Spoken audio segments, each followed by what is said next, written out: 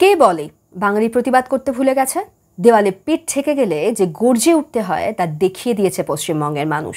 এক সাধারণ মেয়ে যার কোনো রাজনৈতিক ব্যাকগ্রাউন্ড নেই ডাক দেয়, মেয়েরা রাত দখল করো। 14ই আগস্ট রাতে ও 15ই আগস্টের সূচনার মাঝে রাজপথ মুখরিত করে 8 থেকে 80 ছেলে মেয়ে নির্বিশেষে নেতৃত্ববিহীন এক বিরাট জমায়েত রাস্তা দখল করে। সেই জমায়েত থেকে দাবি ওঠে, উই ওয়ান্ট জাস্টিস।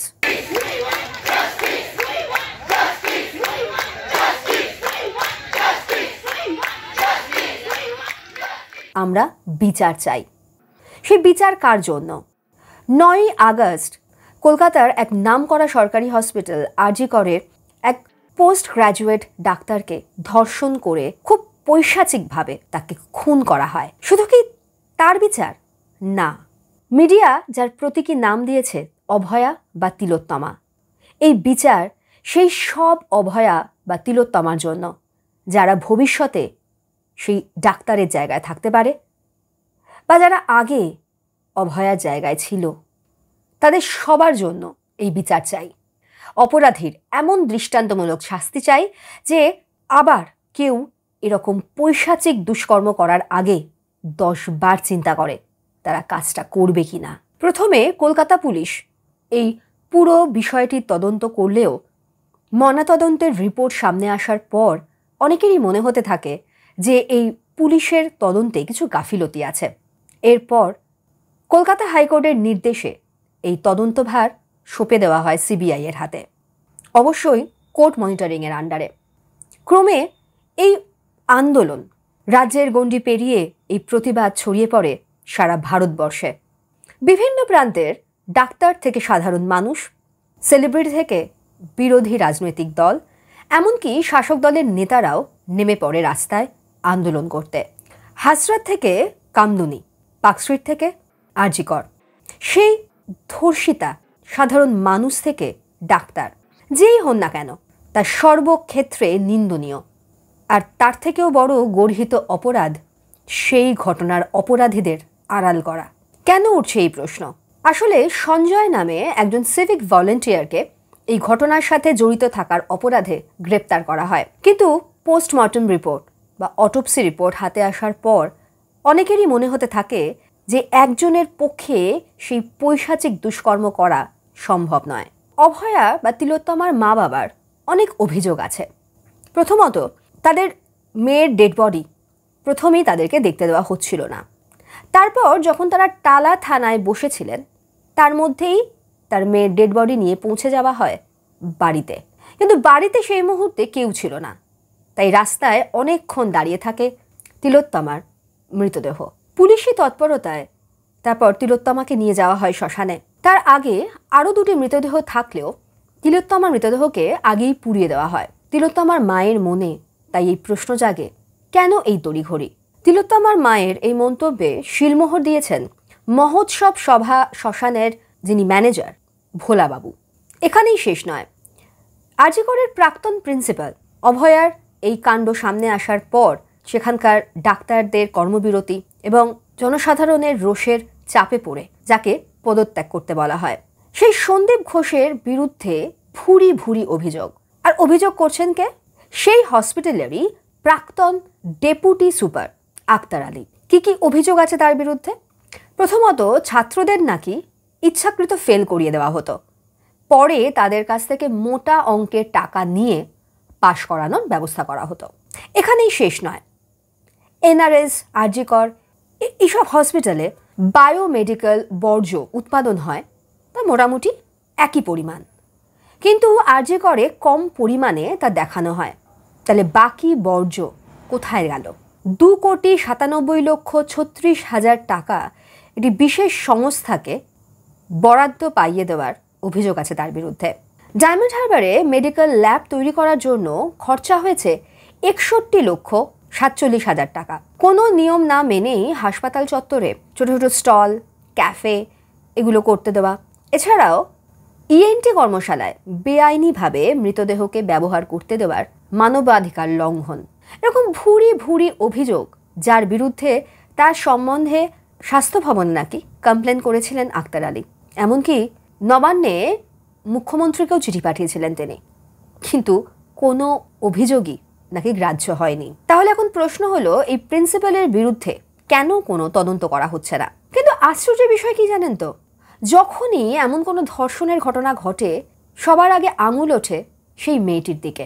শুধু সেই মেয়েটির দিকেই নয়, সাধারণ যে কোনো মেয়ের দিকে। তাদের পোশাক আশাক, তাদের চাল চলন, তাদের কেন বয়ফ্রেন্ড থাকবে, তারা কেন ছেলেদের সাথে হেসে হেসে কথা বলবে, এরকম বহু অভিযোগ তাদের বিরুদ্ধে আনা হয়, যেগুলো কিন্তু আসলে ভিত্তিহীন। আজকে এই 21st সেঞ্চুরিতে যেখানে মেয়েরা ডাক্তার ইঞ্জিনিয়ার হচ্ছে, সেখানে ছেলেদের সঙ্গে সমান অধিকার তারা আদায় করবে, এটা তো খুব স্বাভাবিক। আজ থেকে অনেক বছর আগে একটা সময় ছিল যেই সময় মেয়েদেরকে পড়াশোনা শেখানো হতো না, এমনকি নিজের মাথার বুদ্ধি প্রয়োগ করতেও দেওয়া হতো না তাদের। কম বয়সে তার নিজের থেকে অনেক বড় কারোর সাথে বিয়ে দিয়ে দেওয়া হতো। অকালে বিধবা হলে স্বামীর সাথে এক চিতায় তাকে পুড়িয়ে দেওয়া হতো, আর তা না হলে সাদা থান পরিয়ে ছোট্ট ছোট্ট মেয়েগুলোকে নিরামিষ খেতে বাধ্য করা হতো। রাজা রামমোহন রায়, ঈশ্বরচন্দ্র বিদ্যাসাগরের মতো মহান সমাজ সংস্কারকরা যদি আমাদের সেই অন্ধকূপ থেকে বের করে না নিয়ে আসতেন, তাহলে হয়তো আজও আমাদের ডাক্তার, ইঞ্জিনিয়ার, টিচার বা ডান্সার কিছুই হওয়া হতো না। মুক্ত আকাশে প্লেন ওড়ানোও হতো না। আমরা দেখছি কেউ কেউ মেয়েদের জিন্স পরা, ববকাট, চুল কাটা এগুলো নিয়ে মন্তব্য করছেন। আবার কেউ তো জুনিয়র ডাক্তারদের কর্মবিরতি তুলে না নিলে যদি পরে পেশেন্ট পার্টির সাথে কোনো রকম ঝামেলা হয়, তাহলে তাদের পাশে না দাঁড়ানোর বার্তা দিচ্ছেন। মাননীয় মুখ্যমন্ত্রী মমতা বন্দ্যোপাধ্যায় মেয়েদের জন্য এনেছেন কন্যাশ্রী প্রকল্প, লক্ষ্মীর ভাণ্ডার প্রকল্প। কিন্তু কোথাও কি লেখা আছে যে লক্ষ্মীর ভাণ্ডার নিলে রাস্তায় নেমে আন্দোলন করা যাবে না? কিন্তু অনেকে আবার এমন বক্তব্য পেশ করছেন, যদি রাস্তায় নেমে আন্দোলন করতে হয় তাহলে লক্ষ্মীর ভাণ্ডার নেওয়া যাবে না। কি অদ্ভুত আমাদের এই সমাজ না? কিছুদিন আগে সুপ্রিম কোর্ট এই আদেশ দিয়েছেন যে শান্তিপূর্ণ আন্দোলনকে বলপূর্বক দমন করা যাবে না, কিন্তু সে কথা শুনছে কে? কিছুদিন আগেই দুজন স্বনামধন্য ডাক্তারকে নাকি সোশ্যাল মিডিয়ায় কিছু ভুয়ো খবর পাঠানোর জন্য লালবাজারে ডেকে পাঠানো হয়েছিল। এখানেই শেষ নয়, বিভিন্ন জায়গায় এই শান্তিপূর্ণ আন্দোলন যারা সংগঠিত করছেন সেই সব অ্যাডমিনদের পুলিশ নাকি ফোন করে রীতিমতো হুমকি দিচ্ছে যাতে তারা সেই কাজটা না করেন, আন্দোলনটাকে সংগঠিত না করেন। প্রেস্টিজিয়াস ডার্বি ম্যাচ, যেটা মোহনবাগান আর ইস্টবেঙ্গলের মধ্যে একটা আলাদা উন্মাদনা আনে, সেই ম্যাচ বন্ধ করে দেওয়া হয় সেখানে অতিরিক্ত জমায়েত হবে বলে। আর এর প্রতিবাদে ইস্টবেঙ্গল মোহনবাগানের সমর্থকরা কাঁধে কাঁধ মিলিয়ে ঠিক করেন যে তারা যুবভারতী ক্রীড়াঙ্গনের সামনে প্রতিবাদ করবেন। 14ই আগস্ট যেদিনকে প্রথম সেই মেয়েরা রাত দখল করো সেই অরাজনৈতিক আন্দোলন শুরু হয়েছিল, সেদিনই সেই আন্দোলনকে কলুষিত করার জন্য কিছু দুষ্কৃতী আরজি করে হানা দেয়। সেখানে তারা ভাঙচুর চালায়। পুলিশ ছিল নীরব দর্শক। শুধু তাই নয়, পুলিশকে নাকি লুকিয়ে নিজেদের বাঁচতে দেখা গেছে। তারা অন্যদের কি বাঁচাবে? 3 তলা ভাঙচুর করা হয়, সেখানে কিন্তু পুলিশ ছিল নিষ্ক্রিয়। অথচ মোহনবাগান আর ইস্টবেঙ্গল সমর্থকদের শান্তিপূর্ণ জমায়েতে লাঠিচার্জ করে পুলিশ। এটা কি ধরনের দ্বিচারিতা বলুন তো? প্রশাসনের তরফে বলা হচ্ছে যে রাত্রে সাধারণত মেয়েদের ডিউটি দেওয়া হবে না, কিন্তু শুধু মেয়েদের ওপরই কেন এই বিধিনিষেধ আরোপ করা হবে? বহু মহিলারা রাতে নাইট শিফটে বিভিন্ন অফিসে কাজ করেন, কলকারখানায় কাজ করেন। শুধু তাই নয়, এমন অনেক আইপিএস, আইএস অফিসার আছেন যাদের কাজের কিন্তু কোনো সময় হয় না। তাহলে রাতে যদি কোনো দরকারি কাজ পড়ে আর তারা যদি বাড়িতে বসে থাকেন, তাহলে তাদের কাজটা কে করবে? অনেক মহিলা পেটের দায়ে আজ রাস্তায় নেমেছে ক্যাব চালাতে। তারা আধপেটা খেয়ে শুয়ে পড়বে, কারণ রাতে তারা নিরাপদ নয়। তাদের নিরাপত্তা দেওয়ার দায়িত্বে আছে প্রশাসন এবং পুলিশ। রাতে কিন্তু বহু পুলিশ মোতায়েন থাকে রাস্তাঘাটে এবং তারা যথেষ্ট হেল্পফুলও। তাহলে মেয়েদেরকে রাত্রে কাজ করতে না দিয়ে সেই পুলিশের কর্মদক্ষতাকে কি ছোট করে দেখানো হচ্ছে না? আর যেখানে সর্বক্ষেত্রে পুরুষের সাথে কাঁধে কাঁধ মিলিয়ে মেয়েরা কাজ করছে, মেয়েদের এটা অধিকার, মেয়েরা যে কোনো সময় কাজ করতে পারে, আর সেই কাজের ক্ষেত্রে তাদের নিরাপত্তা দেবে প্রশাসন এবং পুলিশ। আরজিকরের এই ঘটনা শুধু ভারতেই নয়, সারা বিশ্বে আলোড়ন ফেলেছে। বিভিন্ন জায়গায় যেখানে প্রবাসী বাঙালিরা আছেন, তারা সেখানে তাদের মতো করে আন্দোলনে সামিল হচ্ছেন। কিন্তু এতেও কোনো পরিবর্তন নেই। যেখানে কলকাতা এখন আরজি করের এই ঘটনায় উত্তাল, সেই সময়ই বদলাপুরে 2 নাবালিকা কন্যার উপর যৌন নির্যাতন করেছে সেই স্কুলের একজন সাফাই কর্মী। আচ্ছা বলুন তো, যারা মেয়েদের পোশাক নিয়ে প্রশ্ন তোলেন, সেই ছোট ছোট বাচ্চাগুলো কি এমন খারাপ পোশাক পরেছিল যে তাদের সাথে এইরকম কাণ্ড হলো? আর অবাক হওয়ার বিষয়, অভয়া কাণ্ডে আমরা দেখেছি সকালবেলা ডেড বডি পাওয়া গেলেও তারও এফআইআর হয়েছিল রাত্রে গিয়ে। আর এখানে প্রায় 11 ঘন্টা পর সেই 2 নাবালিকার মা বাবার এফআইআর নেয় পুলিশ। তাহলে আমাদের শিক্ষায় কি কোনো ত্রুটি থেকে যাচ্ছে? আমরা যেখানে বাবা মায়েরা তাদের ছেলে মেয়েদের ডাক্তার, ইঞ্জিনিয়ার এগুলো বানাতে চাইছি, তাদের চরিত্র গঠনে আমরা কি সেইভাবে দৃষ্টি দিচ্ছি না? মেয়েদের শেখাতে হবে ক্যারাটে বা সেলফ ডিফেন্স, অথচ ছেলেদের আমরা শেখাবো না মেয়েদের সম্মান করতে।